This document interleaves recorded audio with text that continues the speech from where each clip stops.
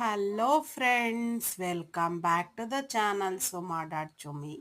So ನಾನಿವತ್ತು ಮಾಡ್ತಾ ಇದ್ದೀನಿ ಪ್ರಿಪ್ರೇಷನ್ಸ್ ಆಫ್ ರವಾ ಉಪ್ಮಾಗೆ ಬೇಕಾಗಿರೋ ಇಂಗ್ರೀಡಿಯೆಂಟ್ಸ್ ಬಂದು ಟೆಂಪರಿಂಗ್ಗೆ ಕರಿಬೇವಿನ ಸೊಪ್ಪು, ಹಸಿರು ಮೆಣಸಿನ್ಕಾಯಿ ಮತ್ತು ಕೊರಿಯಂಡರ್ ಲೀವ್ಸ್, ಮಿಂಟ್ ಲೀವ್ಸ್ ಮತ್ತು ಟೊಮ್ಯಾಟೊ ಮತ್ತು ಆನಿಯನ್.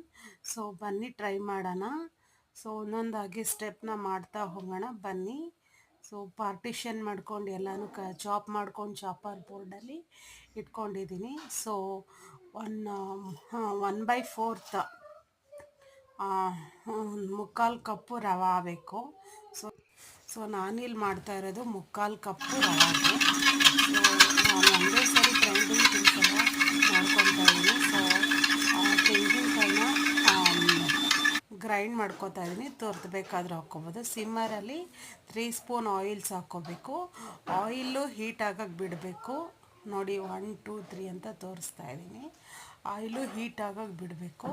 ಸೊ ಫಸ್ಟು ಪ್ರೊಸೀಜರ್ ಏನಂದರೆ ಸಾಸಿವೆ ಅಂದರೆ ಮಸ್ಟರ್ಡ್ ಲೀವ್ಸ್ ಹಾಕಬೇಕು. ಮತ್ತು ಆಮೇಲೆ ಅದು ಸ್ವಲ್ಪ ಚಿಟಪಟ ಅಂತ ಅಂದಮೇಲೆ ಸೊ ಕಡಲೆಬೇಳೆ ಚೆನ್ನ ದಾಲ್ ಹಾಕಬೇಕು. ಸೊ ಚೆನ್ನ ದಾಲ್ ಹಾಕೋದ್ರಿಂದ ಉಪ್ಮಾ ಬಂದು ತುಂಬ ಚೆನ್ನಾಗಿರುತ್ತೆ.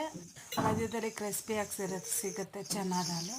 ಆಮೇಲೆ ಕರಿ ಲೀವ್ಸ್ ಹಾಕಬೇಕು. ಆಮೇಲೆ ಒಂದೊಂದಾಗಿ ಹಾಕಬೇಕು. ಸೊ ನಾನು ಸ್ಟೆಪ್ ಬೈ ಸ್ಟೆಪ್ ತೋರಿಸ್ತಾ ಹೋಗ್ತೀನಿ ಸ್ನೇಹಿತರೆ, ಬನ್ನಿ ಮಾಡೋಣ. ಆಮೇಲೆ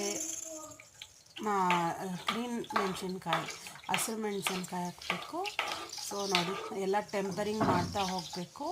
ಅದೊಂದು ಸ್ವಲ್ಪ ಒಂದು 30 ಸೆಕೆಂಡ್ಸ್ ಟು 1 ಮಿನಿಟ್ ಅದು ಫ್ರೈ ಆಗಬೇಕು ಪ್ಯಾನಲ್ಲಿ, ಸೊ ಬಾಣಲೆಯಲ್ಲಿ. ಸೊ ಆಮೇಲೆ ಏನಾಗಬೇಕು ಅಂತ ಮುಂದಕ್ಕೆ ಪ್ರೊಸೀಜರ್ ಹೇಳ್ತಾ ಹೋಗ್ತೀನಿ ಸ್ನೇಹಿತರೆ, ಬನ್ನಿ ನೋಡೋಣ. ಮತ್ತು ಆಮೇಲೆ ಸಿಮ್ಮರಿಂದ ಒಂದು ಸ್ವಲ್ಪ ಮೀಡಿಯಮ್ ಫ್ಲೇಮಿಗೆ ಮಾಡಿದೆ.